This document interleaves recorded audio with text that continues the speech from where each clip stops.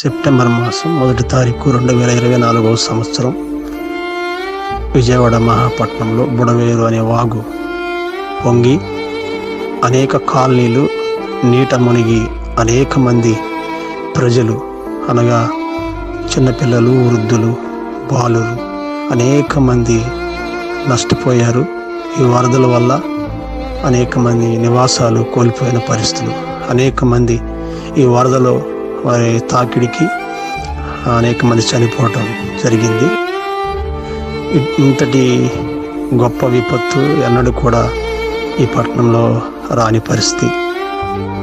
అయితే ఇది చూసిన మరి మేము అనగా ప్రేమజ్వాల మినిస్ట్రీస్ ట్రస్ట్ తరపున మరి అనేక మందికి చిన్నపిల్లలకు పాల ప్యాకెట్స్ ఇవ్వటం, ఆహార పొట్లాలు పంచిపెట్టడం, వృద్ధులకు అనేక మందికి బ్లాంకెట్స్, అలాగే కూరగాయలు, రైసు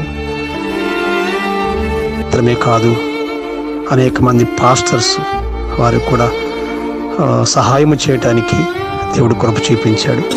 ఈ రోజు వరకు మీరు ఇవ్వడం తప్ప ఇంతవరకు ఏ ప్రభుత్వం వారికి అధికారులు కానీ ఎవరు కానీ ఇక్కడికి వచ్చి ఇవ్వడం లేదు. 3 రోజుల నుంచి హెలికాప్టర్లు తిరిగినా సరే అక్కడక్కడ ఆల్కాలకి ఇస్తున్నా కానీ మాకైతే ఇంతవరకు ఎవరికి ఫుడ్ అనేది లేదు. ఇక్కడ మా వ్యవస్థలు మేము పడుతున్నాము, ఎవరికాలు వెళ్ళి కాలేజీ ఎవరికాలు వెళ్ళిపోతున్నాము. ఇప్పుడు కానీ ఇవ్వడం ఏంటంటే మీరు ఇవ్వడం మీరు తీసుకున్న వరకే ఇదే లాస్ట్ ఫుడ్, ఇంతవరకు ఏమీ లేదు. దాన్ని సాయం చేయండి, ఎవరైనా సాయం చేయండి.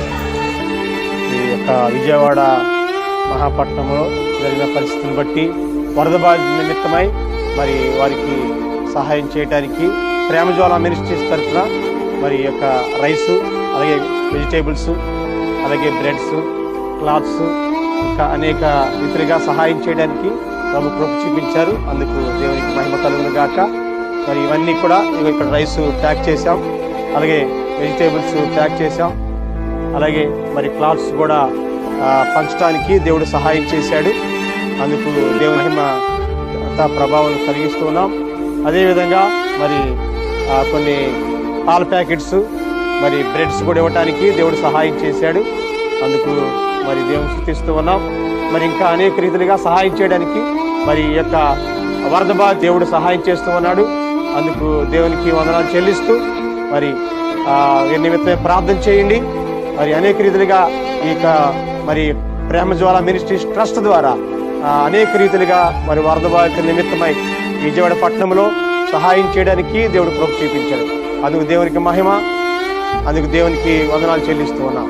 God bless you.